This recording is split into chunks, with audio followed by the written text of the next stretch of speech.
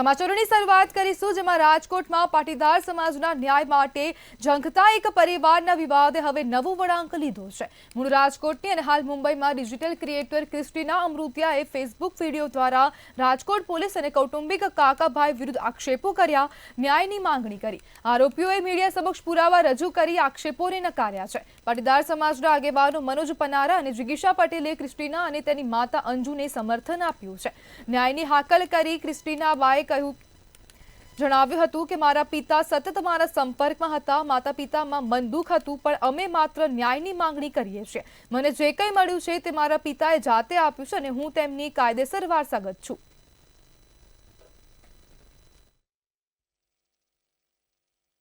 વિચાર કરો કે એક મા દીકરી છે, આટલા વર્ષોથી પોતાની જાતે એકલા રહે છે. આજે હું પાટીદારની દ્રષ્ટિએ વાત કરું તો પાટીદાર સમાજ છે ને ખુમારી વાળો સમાજ છે. એ બીજા પણ કોઈ હેરાન થતા હોય, બીજા કોઈ પણ બહેનો દીકરીઓ પણ હેરાન થતી હોય ને તો એનાથી ના જોવાય અને એની મદદે પહોંચી જતો હોય. પણ આ પરિવારમાં જે એમના મોટા પપ્પાની જે વાત છે દિનેશભાઈની, એનું મેં એવું વર્તન જોયું કે બીજેપીમાં છે, એક હોદ્દા ઉપર છે, કે જસદણના પ્રભારી છે, એની પાર્ટીના નારા છે બેટી બચાવો બેટી પઢાવો, પણ એને તો એ ક્યાંય સાઈડમાં મૂકી અને પોતાની જ બહેનો, ઘરની બહેનો દીકરીઓને આવી રીતે હેરાન કરતા હોય. કોર્ટ મેટર ચાલતી હોવા છતાં પણ જો એ ઘરે આવી અને એના કહેવાય ને કે મહિલાના કાઠલા પકડીને એવી રીતે એનું વર્તન હોય, એવું લુખા તત્વો જેવું એનું વર્તન હોય, તો એક પાટીદાર તરીકે પણ એને હું એમ કહું છું કે શરમજનક વાત કહેવાય. પરિવારે જ્યારે પોલીસને ફોન કર્યો, પોલીસની હાજરી હોય છે, તો પોલીસની હાજરીમાં જ્યારે વાત થાય છે ત્યારે પોલીસે ખરેખર બેનની વાત સાંભળી, ઘટના સ્થળની મુલાકાત પોલીસે જ્યારે લીધી તો એમની એફઆઈઆર લેવી જોઈએ અને કાંઈ નહીં તો કાંઈ નહીં 151 કરીને પણ કાર્યવાહી કરવી જોઈએ. આજ સુધી મીડિયાનો આટલો સહયોગ હોવા છતાં પણ આ પોલીસ તંત્રને એક મહિલા ઘરે એકલી હોય અને 3 લોકો આવીને ડરાવે ધમકાવે એવો બેનનો આક્ષેપ છે. આમ છતાં પણ રાત્રે 2 વાગ્યા સુધી બેન ત્યાં બેસ્યા છતાં પણ આજ સુધી પોલીસે કોઈ કાર્યવાહી સામેવાળા ઉપર કરી નથી. અને હતી નથી આ તો મારી પાસે પ્રૂફ છે ને હું સેફ છું, પણ અગર નાઈ આવી હોય તો હું એનું જ લોહી છું ને, અને મારો હક થાય. એમની ગમે તે વસ્તુ હોય એમાં મારો હક થાય. અને અત્યારે જે એ વસ્તુ ઘણી વારંવાર એ બધા ઇન્ટરવ્યુ એમ જ કહે છે પૈસા માટે પૈસા માટે. આ મુદ્દો પૈસાનો હોત તો હું પેલા 1 વર્ષ આટલી રાજ ના જોત. 1 વર્ષ પહેલા જ મેં આ એક્શન લઈ લીધું. અત્યારે મુદ્દો એ છે કે તમે લીગલ એક્શન લીધા પછી તમે મારી મમ્મી જ્યારે ઘરમાં એકલી હોય ત્યારે તમે એને ટોર્ચર કરવા, એમને ધક્કો મારી, તમે તમારી દાદાગીરી બતાવવા તમે મારા ઘરમાં ઘૂસી ગયા અને એમને મારવાની કોશિશ કરી. આ મુદ્દો એ છે. અને મેં ઇન્ટરવ્યુમાં એ પણ જોયું, હું ક્લિપ પણ વાંચી, અગર તમે લોકો એડ કરી શકતા તો કરજો, જેમાં મારા દિનેશ દાંત કાઢીને એમ કે છે અહીં તો ગયો તો મારો છોકરો. એનો મતલબ તમને મજાક લાગે છે કે તમારો છોકરો ફૂલ દારૂ પી અને મારી મમ્મી પાસે એકદમ બદતમીઝી કરવા માંડ્યો, એ તમને મજાક લાગે છે? કે તમે દાંત કાઢતા કાઢતા કહો છો કે અહીં તો મારો છોકરો ગયો તો? રાજકોટના પોસ્ટ વિસ્તારમાં વૃક્ષારોપણના નામે ગેરકાયદે દબાણ કરવામાં આવ્યું છે. અમીન માર્ગ પાસેની પંચવટી પાર્ક સોસાયટીમાં દબાણ કરવામાં આવ્યું હતું. રસ્તા પરના બ્લોક ઉખેડી બંને તરફ 5-5 ફૂટ જગ્યા દબાવી દીધી અને સોસાયટીની જગ્યા પર વૃક્ષારોપણ કરી દેવામાં આવતા લોકોમાં રોષ જોવા મળ્યો છે. આસપાસની 2 સોસાયટીના રહીશો દ્વારા દબાણ કરાયાનો આરોપ લગાવવામાં આવ્યો છે. રાજકોટ મહાનગરપાલિકાની અંદર વહીવટી અધિકારી હેલ્થ હતો અને નિવૃત્ત થયા પછી પ્રવૃત્તિ મારી ચાલુ છે અને અમારી સોસાયટીનું આખી રચનામાં મારું સ્વયં ફાળો છે. અને આ સોસાયટીની અંદર શ્રીનાથજી સોસાયટીવાળા આવે, આ જે અમારો રસ્તો હાલવાનો હતો અને આ શેરીમાંથી જ અમે જઈ શકી છીએ. એ રસ્તા ઉપર એને 2 ઝાડવા વાવ્યા, અહીંયા જેને ગાડીઓ પડી તેની હવા કાઢી નાખી. અહીંયા પાછળ મોટું બિલ્ડિંગ બનેલું છે, એ બિલ્ડિંગની સંખ્યાબંધ ગાડીઓ, એના વેપારીઓ અહીંયા ગાડી મૂકીને વ્યા જાય. નામ અમારું હોય, અમારે તો ગાડી પરમેનન્ટ રાખવાની હોતી નથી, ત્યારે એ લોકોને તો અહીંયા દુકાનો છે એટલે ગાડીઓ અહીંયા પરમેનન્ટ રાખે. ગઈકાલથી એ લોકોના આ વિસ્તારના લતાવાસીઓએ અહીંયા ફૂટપાથનું બાંધકામ કરવા માટેનું ચાલુ કર્યું. એટલે અમે અહીંયા રજૂઆત કરવા માટે આવ્યા કે સાહેબ આ શું ચાલે છે? તો કે ફૂટપાથ, તો કે કારણ શું? તો કે અહીંયા ગાડીઓ પાર્કિંગ થાય છે, એ પાર્કિંગ ન થાય એટલા માટે થઈ અને કહ્યું સાહેબ આ 20 ફૂટની શેરી છે, તમે 5-5 ફૂટની ફૂટપાથ કરશો તો 10 ફૂટની ફૂટપાથ અને 15 ફૂટની આવવા જવાના વાહનો અહીંયા ન આવી શકે. તમે ફૂટપાથનું કામ મેં મ્યુનિસિપલ કોર્પોરેશનની જરૂરી વિભાગની મંજૂરી લઈને કરવામાં આવે એવી અમારી રજૂઆત હતી. રાજકોટમાં સીએ પ્રણવ શાહની ઓફિસમાં સર્ચ ઓપરેશન હાથ ધરવામાં આવ્યું હતું. પ્રણવ શાહની ઓફિસમાં આઈટી વિભાગે તપાસ કરી હતી. દેશભરમાં ટેક્સની ચોરી કરવામાં આવી રહી છે. બોગસ પાર્ટીને પેઢીએ ₹200 કરોડનું ડોનેશન આપ્યાનું સામે આવ્યું છે. છેલ્લા 4 દિવસથી સીએ પ્રણવ શાહની ઓફિસમાં તપાસ ચાલી રહી છે. ત્યારે સીએ પ્રણવ શાહે કહ્યું તપાસ કરી હતી, 200 કરોડની વાત ખોટી છે. ત્યારે આગામી દિવસોમાં અનેક ચોંકાવનારા ખુલાસાઓ થવાની શક્યતા વ્યક્ત કરવામાં આવી છે.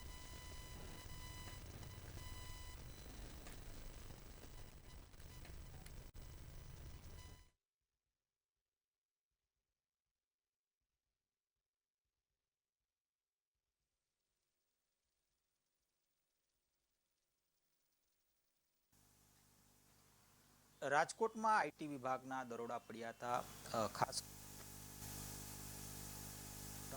ત્યાં આજે સમગ્ર જે કાર્યવાહી છે તે કરવામાં આવી છે. આપણી સાથે સીએ પ્રણવ શાહ છે, એમની સાથે જ વાત કરશું. શું હકીકત છે, શું કહેશો, શું હકીકત છે? આઈટી વિભાગની તપાસ અહીં આવી હતી, શું કાંઈ મળી આવ્યું અને શેના આધારે તપાસ કરવામાં આવી હતી? હા, તપાસ આવી હતી. હું તમને અત્રે જણાવવાની વાત કરીશ કે આમ જનમત પાર્ટી કરી અને એક રાજકીય પાર્ટી છે જેની અંદર ઝારખંડ અને પટના સ્ટેટના ઘણા બધા ડોનેશન્સ થયા હતા અને એ ડોનેશન્સ બોગસ હતા અને પાર્ટી બોગસ હતી. એકચ્યુઅલી આમાં શું હતું કે અમે આ પાર્ટીનું ઓડિટ કરેલું હતું, પણ અમે એના બીજા કોઈ નાણાકીય વ્યવહાર કે જે પાર્ટી બોગસ છે એ અમને ખ્યાલ નહોતો. આ પાર્ટી છે જે પાછળથી લોકોને દાનના પૈસા કમિશન કાપીને પાછી આપી દેતી હતી, એ અમને ખ્યાલ નહોતો. અમારો રોલ ઓડિટર તરીકે જે હિસાબ કિતાબ ને જે એમના બેંકના સ્ટેટમેન્ટ ને જે ચોપડા અમારી સામે રજૂ કર્યા છે એ અમે જોઈ અને અમે ચેક કરી અને અમે એનો અમારો રિપોર્ટ, અમારો અહેવાલ આપેલો હતો. અમે આની અંદર કોઈ ડોનેશન કરાવેલ નથી. ડિપાર્ટમેન્ટને અમારી ઓફિસેથી એવું કોઈ દસ્તાવેજી પુરાવો મળેલો નથી કે અમે આ પાર્ટીને દાન કરાવતા હતા અથવા એના દાનમાં પ્રત્યક્ષ કે પરોક્ષ અમારી કોઈ સંડોવણી હતી.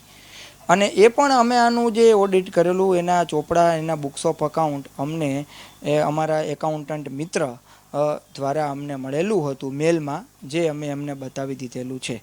પાછળથી ખ્યાલ આવ્યો કે આ રાજકીય પાર્ટી બોગસ છે. જે મળી એનો દસ્તાવેજી પુરાવો છે એમાં ક્યાંય એવો ઉલ્લેખ નથી કે આમ જનમત પાર્ટીની રસીદું કે એને આંગળીયાને લગતા કોઈ દસ્તાવેજી પુરાવા અમારી પાસે હોય. તમારા સુધી કઈ એ હું તમને જણાવવાની વાત કરું કે અમે પોલિટિકલ પાર્ટીનું ઓડિટ કરેલું હતું. એટલે એની અંદર એવું થયું કે આ પોલિટિકલ પાર્ટી આમ જનમત પાર્ટીને ત્યાં ઇન્કમ ટેક્સવાળાએ રેડ મારી ત્યારે એ લોકોને ખ્યાલ આવ્યો કે આ બોગસ પાર્ટી છે અને ત્યાંથી અમારો ઓડિટ રિપોર્ટ મળી આવ્યો. એટલે એ ઓડિટ રિપોર્ટનું પગેરું શોધતા એ લોકો અમારી પાસે આવ્યા. ત્યાં હતા આપણી સાથે સી પ્રણવ શાહ કે જેઓએ પોતાનો પક્ષ મૂક્યો. જે પ્રકારે હાલ અત્યારે મીડિયા સમક્ષ જે અત્યારે અહેવાલો આવી રહ્યા છે તે તદ્દન પાયાવિહોણા છે. આ પ્રકારની પ્રતિક્રિયા તેઓ આપી રહ્યા છે. કેમેરા પર્સન લલિત વ્યાસ સાથે ધ્રુવ કુંડેલ, રાજકોટ. મોરબીમાં આપ પાર્ટીની સભામાં લાફો ઝીકવાનો મામલો સામે આવ્યો હતો, જેમાં ભોગ બનનાર ભરત ફુલટરિયાએ પોલીસમાં અરજી કરી હતી. અરજીમાં જણાવ્યું હતું કે મેં કોઈ નશો કર્યો નથી, હું મેડિકલ કરાવવા તૈયાર છું. સ્ટેજ ઉપર ઉભેલા નેતાઓના ઇશારે મને મારવામાં આવ્યો. ભરત ફુલટરિયાની અરજીના આધારે પોલીસે વધુ તપાસ હાથ ધરી છે.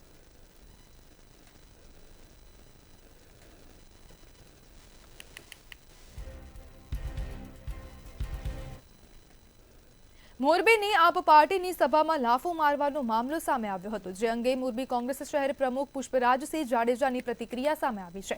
જણાવ્યું કે દરેક નાગરિકને સ્વતંત્ર વાણીનો અધિકાર છે. વાણી સ્વતંત્રતા હેઠળ કોઈ પણ વ્યક્તિ પ્રશ્ન પૂછી શકે છે. રાષ્ટ્રીય પક્ષ જાહેર સભા રાખે તો કોઈ પણ પ્રશ્ન પૂછી શકે છે. કોંગ્રેસ શહેર પ્રમુખે આ ઘટનાને સખ્ત શબ્દોમાં વખોડી દીધી છે. ન્યૂઝ મીડિયાના માધ્યમથી મને એક ઘટનાની જાણ થઈ. ગઈકાલના રાત્રિના આમ આદમી પાર્ટીની એક જાહેર સભા હતી. એમાં આમ આદમી પાર્ટીના પ્રદેશ પ્રમુખ સહિતના તમામ નેતાઓ હતા અને એ જાહેર સભાની અંદર એક સામાન્ય નાગરિકે પોતાના મનને મૂંઝવતા પ્રશ્નો જ્યારે આમ આદમી પાર્ટીના નેતાઓને પૂછ્યા તો જાહેરમાં મીડિયાની સમક્ષ એ વ્યક્તિને ફડાકો મારવામાં જે આવ્યો છે. જામનગરમાં યુપી બિહાર જેવા દ્રશ્યો સર્જાયા હતા. બાઈની વાડી વિસ્તારમાં યુવાનને માર મારવામાં આવ્યો હતો. યુવાનને તેના જ ઘરમાંથી બહાર કાઢી 6 જેટલા ઈસમોએ ધોકા, પાઇપ, દાંતરડા જેવા હથિયારો વડે બેરહમીપૂર્વક માર માર્યો હતો. પરિવારના જણાવ્યા અનુસાર બનાવમાં ભોગ બનનાર યુવક વિજય પરમારે 20% લેખે 20,000 વ્યાજે રૂપિયા લીધા હતા. 20,000 રૂપિયાના 40,000 રૂપિયા ચૂકવી દીધા હતા. જોકે વધુ રૂપિયા માટે યુવક પર યુવતીની છેડતી કરી હોવાની ખોટી ફરિયાદ કરી હોવાનો પરિવારે આક્ષેપ કર્યો હતો. તેમજ જૂના મન દુઃખને લઈને યુવકને જાહેરમાં માર મરાયો હતો. ભાઈ બહેન અને પિતાને પણ આરોપીઓએ ફટકાર્યા હતા. ત્યારે આ મામલે 6 સામે મારામારી અને જીવલેણ હુમલાની ફરિયાદ નોંધવામાં આવી છે. તેમજ યુવકને જાહેરમાં માર મારતા સીસીટીવી ફૂટેજ પણ સામે આવ્યા છે.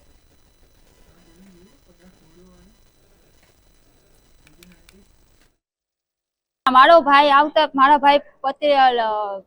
ભાઈ વ્યાજના પૈસા લેતા કરતા બધું કરતા ખાર રાખતા. મારા ભાઈ ઉપર ઘરે પતરીને દુખાવો ઉપડતા છતાંય દવા લેવા આવ્યો તો જાનથી હુમલો કરવામાં આવેલ છે. અમને બધાયના માયરા છે.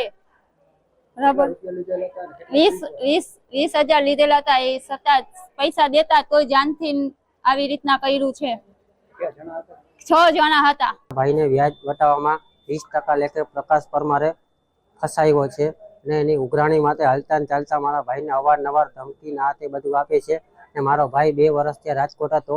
એ પત્રીના દુખાવા માટે ઘરે આવ્યો ને એ લોકો જોઈ ગયા અને જાનથી મારવાનો હુમલો કર્યો. 6 જણા આવ્યા ધોકા, પાઇપું, કુવાડી લઈને બધાય, અને અમને 5 માર્યો અને મારા પુત્રાને તો જાનથી મારી નાખ્યો. સુરેન્દ્રનગરમાં ગુડખરના ત્રાસથી ખેડૂતોને હાલાકી ભોગવવાનો વારો આવ્યો છે. 15 ગામના ખેડૂતો પાક રક્ષણ માટે ઉજાગરા કરવા મજબૂર બન્યા છે. તંત્રએ ગુડખર ખસેડવા આપેલો સમય પણ પૂર્ણતાના આરે છે. ગુડખર કપાસ, મગફળી જેવા પાકોને નુકસાન પહોંચાડે છે. ઘણાદ, વણા, બકરથડી સહિતના ખેડૂતોનું વાવેતર નિષ્ફળ રહ્યું છે. ગુડખરોએ ઊભા પાકોનો સફાયો કરતા ખેડૂતોમાં પારાવાર રોષ ફેલાયો છે.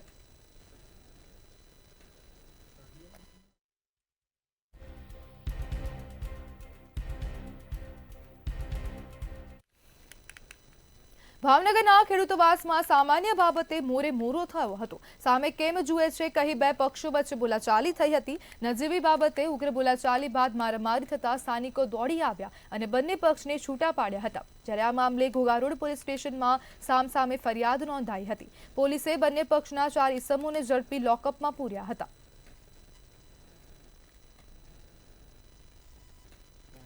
અમરેલી જિલ્લાના ખાંભામાં ભૂમિકા સોરઠિયા નામની યુવતીએ ખાનગી ફાઇનાન્સ બેંકમાં આત્મહત્યા કરી હોવાની ઘટના સામે આવી હતી.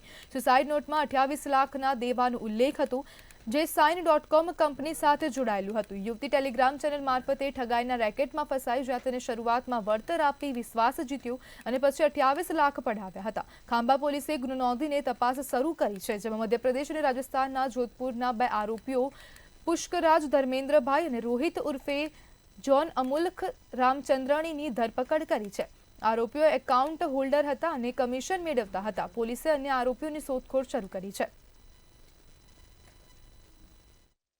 એને એવું કહેવામાં આવ્યું કે હવે તમે આટલું ઇન્વેસ્ટમેન્ટ કરશો તો તમને મતલબ પ્રીમિયમ મેમ્બરશિપ છે કે કોઈના કોઈ બહાને એને વધારે પૈસા આપવા માટે કે મેમ્બરશિપ લેવા માટે એની પાસેથી પૈસા પડાવ્યા, જેથી આ છોકરીને વિશ્વાસ આવી ગયો એટલે એણે એટલા પૈસા આપી દીધા. પરંતુ કોઈના કોઈ બહાને એના જે પૈસા જે રોકાણ કરેલા એ ફ્રીઝ થઈ ગયા છે અને જે તે પૈસા જે છે એ અનફ્રીઝ કરવા માટે તમારે આટલા બીજા પૈસા આપવા પડશે. એમ કરતાં 20 થી 25 દિવસની અંદર આ મરણ જનાર દીકરી પાસેથી આ જે ટાસ્ક બેઝ જે ફ્રોડ થયો એની અંદર 28 લાખ જેટલા એણે પૈસા ગુમાવી લીધા.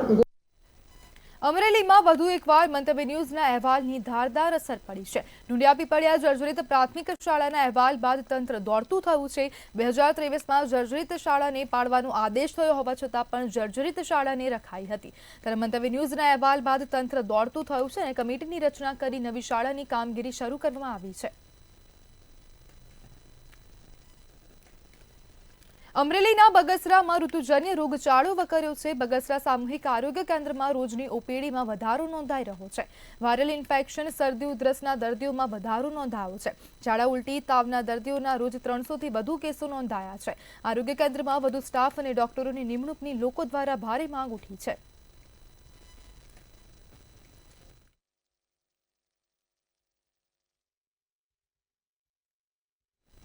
જૂનાગઢના બાલાગામ ખાતે કોળી સમાજની સભામાં આપ નેતા પ્રવીણ રામે પોલીસ તંત્ર અને ધારાસભ્ય પર આકરા પ્રહાર કર્યા હતા. ખમીદાણા ગામની 2 મહિનાથી લાપતા વૃદ્ધ મહિલાના મુદ્દે પોલીસ તંત્ર અને ધારાસભ્ય દેવાભાઈ માલમ પર નિશાન સાધતા તેમણે પોલીસને ટૂંક સમયમાં મહિલાને શોધવા અન્યથા જવાબદાર અધિકારીઓ સામે પગલાં લેવાની ચેતવણી આપી.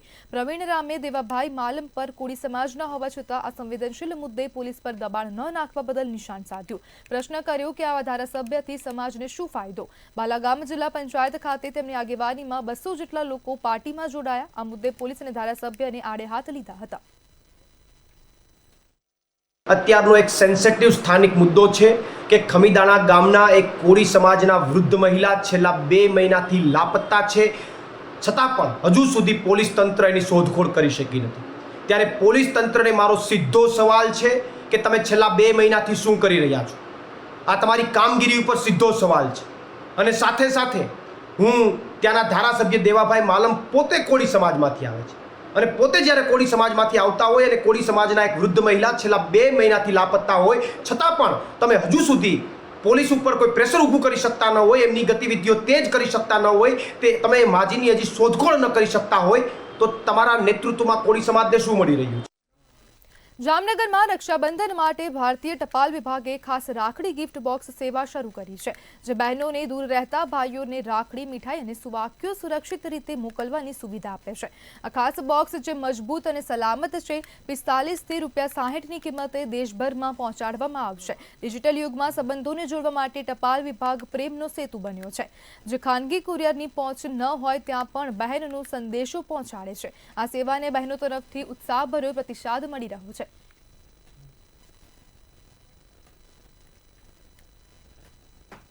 સુરતના હીરા ઉદ્યોગમાં લાંબા સમયથી મંદીનો માહોલ છે, જેના કારણે રત્નકલાકારોની આર્થિક સ્થિતિ ખરાબ થઈ છે. સરકારે બેરોજગાર રત્નકલાકારોના બાળકોની સ્કૂલ ફી મહત્તમ ₹13,500 એક વર્ષ માટે ચૂકવવાની જાહેરાત કરી, પરંતુ 12 દિવસ વીતવા છતાં ફી ચૂકવાઈ નથી. સુરતમાં 78,000 સહિત રાજ્યભરમાં 1.20 લાખ ફોર્મ ભરાયા છે, જેની ચકાસણી ચાલે છે. ડાયમંડ વર્કર યુનિયન ગુજરાતના ઉપપ્રમુખ ભાવેશ ટાંકે તાત્કાલિક સહાયની માંગ કરી. જણાવ્યું કે બાળકોને શાળાઓમાં હેરાન ગતિ થાય છે અને રત્નકલાકારો દ્વારા ચૂકવાયેલો પ્રોફેશનલ ટેક્સ ફોર્મની રકમ કરતાં વધુ છે. હીરા ઉદ્યોગમાં લાંબા સમયથી એક મંદીનો માહોલ ચાલી રહ્યો છે અને આ મંદીના માહોલને કારણે ક્યાંક ને ક્યાંક જે રત્ન કલાકારો હોય છે તેમના બાળકોનું ભવિષ્ય બગડી રહ્યું છે. પરંતુ સરકાર દ્વારા ક્યાંક સહાયની જે જાહેરાત કરવામાં આવી હતી, આ જાહેરાત બાદ આ જે ગતિ છે એકદમ ગોકુળગાયની ગતિએ ચાલી રહ્યું ને એવું કહી શકાય છે. કારણ કે જે સહાયની જાહેરાત કરી, સહાયની જાહેરાત બાદ ફોર્મ ભરવામાં આવ્યા અને ફોર્મ ભર્યા પછી પણ હજી સુધી સહાય મળી નહીં હોવાની ફરિયાદ ઉઠી રહી છે. હાલ સુરત ખાતે કેટલાક રત્ન કલાકારો આપણી સાથે જ, આપણે એ લોકોથી વાત કરીને જાણીએ એમનું શું કહેવું છે. ભાઈ, સહાયની જાહેરાત કરવામાં આવી ગઈ છે, ફોર્મ પણ ભરાઈ ગયા છે, સહાય પણ ટૂંક સમયમાં મળી રહેશે, પણ આપની રજૂઆત શું છે? હવે રજૂઆત તો યાર હજી 2 મહિના થઈ ગયા ફોર્મ ભર્યા એના, તો હજી કોઈ ફી સરકાર બાબતથી આપવામાં આવી નથી. તો સ્કૂલમાંથી તો પ્રેશર આવે છે કે ભાઈ તમે ફી ભરો, છોકરાઓ અરે ચીઠીઓ મોકલે છે, ફોન આવે છે કે ફી ભરો, સત્ર પૂરું થવા આવ્યું છે. સ્કૂલમાંથી દર શનિવારે છોકરાઓને કહે છે કે ફી ભરી દેવાનું, બરાબર? તો હજી ફોર્મ અમે ભર્યા છે, 2 મહિના થઈ ગયા છે, તો એનું હજી કોઈ નિવારણ આવ્યું નથી. સરકાર એનું જલ્દી નિવારણ લાવે. શું કહેવું છે ભાઈ? સરકારે જે યોજના જાહેર કરી છે, સમગ્ર ગુજરાતમાં 1,20,000 ફોર્મ ભરાણા, 70,000 ફોર્મ સુરતમાં ભરાણા. એની રકમની વાત કરીએ તો 100 કરોડ ઉપરની રકમ છે. જ્યાં કરોડોના ભ્રષ્ટાચાર થતા હોય, રોડ તૂટી જતા હોય, પુલ તૂટી જતા હોય, તો ત્યાં તો 100 કરોડની જે રકમ છે એ તો મામૂલી છે. રત્ન કલાકારોને એ 100 કરોડની રકમ ફાળવી દેવી જોઈએ અને સરકાર માટે કોઈ મોટી રકમ નથી. હવે જે સ્કૂલના સંચાલકો છે, તો જિલ્લા શિક્ષણ અધિકારી, જે તે જિલ્લાની અંદર આપણો હીરા ઉદ્યોગ વસેલો છે, તો જિલ્લા શિક્ષણ અધિકારીને એટલું જ કહેવા માગું છું, જાહેરનામું બહાર પાડો કે જ્યાં સુધી જે લોકોએ ફોર્મ ભર્યા છે ત્યાં સુધી સરકાર આનો નિવેડો ન આવે ત્યાં સુધી સ્કૂલ સંચાલકો વાલીઓ પાસે ફી ન માગે. છોકરાને સ્કૂલમાંથી ફીની પ્રેશર કરવું નહીં, મારું એમ કહેવાનું છે. જ્યાં સુધી સરકારનો કોઈ જવાબ ન આવે ત્યાં સુધી કોઈ પ્રેશર કે ચીઠીઓ મોકલવી કે ફી માંગવી નહીં, મારું એ કહેવાનું છે. સ્કૂલમાંથી દર શનિવારે છોકરાને ફી આવે છે, અમારે પોતા વાલીને ફોન આવે છે. અને મારું એવું કહેવાનું છે શિક્ષણ મંત્રીને કે શિક્ષણ અધિકારીને એવો પરિપત્ર જાહેર કરે કે ભાઈ જ્યાં લગીન સરકાર સહાય જાહેર ન કરે ત્યાં લગીન કોઈ વાલીને સ્કૂલ તરફથી પ્રેશર કરવામાં ન આવે. આજે પણ 2 મહિના બાદ પણ આ રત્ન કલાકારો સ્ટીલ ફરિયાદ કરી રહ્યા છે કે હજી સુધી જાહેરાતને જે જાહેરાત થઈ હતી સહાયની તે હજી સુધી સહાય નથી મળી. ફોર્મ એઝ ઇટ ઇઝ ત્યાં ફેંકી રાખવામાં આવ્યા છે. જો એ ફોર્મ ખરેખર લિસ્ટ પ્રમાણે સર્વે થશે અને સર્વે થયા બાદ સરકારમાં જશે ત્યારે જઈને તો એ જાહેરાતનો અમલ થશે ને, પરંતુ હજી સુધી એ ફોર્મનો પણ કોઈ નિવારણ નહીં આવ્યો હોવાનું આ રત્ન કલાકારો જણાઈ રહ્યા છે. કેમેરામેન શોએબ શેખની સાથે રાબિયા સાલે, મંતવ્ય ન્યૂઝ, સુરત. સુરતમાં વધુ એકવાર રફતારનો કહેર જોવા મળ્યો છે. રાહુલ રાજ મોલ પાસે ટ્રકે બાઇક સવારને અડફેટે લીધો હતો. ટ્રક ચાલકે અડફેટ લેતા બાઇક સવારનું ઘટના સ્થળે મોત નીપજ્યું હતું. બનાવની જાણ થતાં ઉમરા પોલીસ ઘટના સ્થળે પહોંચી હતી. પોલીસે ડમ્પર ચાલકની અટકાયત કરી વધુ તપાસ હાથ ધરી છે. આજરોજ રાહુલરાજ મોલ ખાતે ડુમસ રોડ ઉપર એક ફેટલ એક્સિડન્ટ થયેલું છે અને તેમાં એક બાઇક ચાલકનું ડેથ થયેલું છે અને ડમ્પર ચાલક છે એને અટક કરવામાં આવેલા છે. ટ્રાફિકનું ડાયવર્ઝન આપી દેવામાં આવેલું છે અને એરિયાને કોર્ડન કરવામાં આવ્યું છે અને આગળની જે કાર્યવાહી છે એ પોલીસ સ્ટેશન લેવલથી ચાલુ છે. સુરતના રાંદેર વિસ્તારમાં હત્યાનો બનાવ બનતા ભારે ચકચાર મચી છે. 27 વર્ષીય રફીક સલીમ શેખની નિર્મમ હત્યા કરવામાં આવી છે. અજાણ્યા શખ્સોએ ઘરમાં ઘૂસી હત્યા કરી હતી. તીક્ષ્ણ હથિયાર વડે યુવક પર હુમલો કરતા યુવકનું ઘટના સ્થળે જ મોત નીપજ્યું હતું. અંગત દાવતમાં હત્યા કરાઈ હોવાનું અનુમાન લગાવવામાં આવ્યું છે. રાંદેર પોલીસે હત્યાનો ગુનો નોંધીને વધુ તપાસ હાથ ધરી છે. वहाँ है ना सुबह 10 बजे उसके अब्बा के साथ उसके झगड़े हुए थे. उसके अब्बा ने सब्बल से बहुत मारे, मुक्की मारी, तो भी पतावत हो गई. फिर उसके बाद उसके बेटा आया 6 बजे. उसके बेटे ने इतना बड़ा सामान लाया और उसको 3-4 गाँव मार दिया और उसके हथेड़े वथेड़े सब काट डाला और मौत और जिंदगी के बीच में वो पड़ेला है सिविल के अंदर. कब का घटना है और 6 बजे. कारण क्या है? 6 बजे. कारण क्या है? कोई नहीं, उसके बाप के साथ सुबह झगड़े हुए तो उस पे से उन्होंने अभी खसर काढ़ा नहीं न उसको भाई का वेम्बो थे. इसके पहले भी उन्हें खाजा साहब पे इसके झगड़े हुए थे ना, एक को मारा था तलवार से.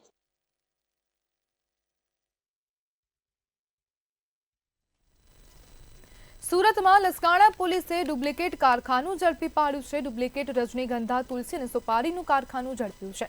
કારખાનામાંથી ડુપ્લિકેટ રજનીગંધા સહિત મુદ્દામાલ જપ્ત કરવામાં આવ્યો છે. પોલીસે કુલ ₹9 લાખથી વધુનો મુદ્દામાલ જપ્ત કર્યો. એક શખ્સની ધરપકડ કરી છે. ડુપ્લિકેટ કારખાનું જયેશ પરસાણા ચલાવતો હોવાનું સામે આવ્યું છે. ત્યારે આરોપી જયેશ પરસાણાને પોલીસે વોન્ટેડ જાહેર કર્યો છે.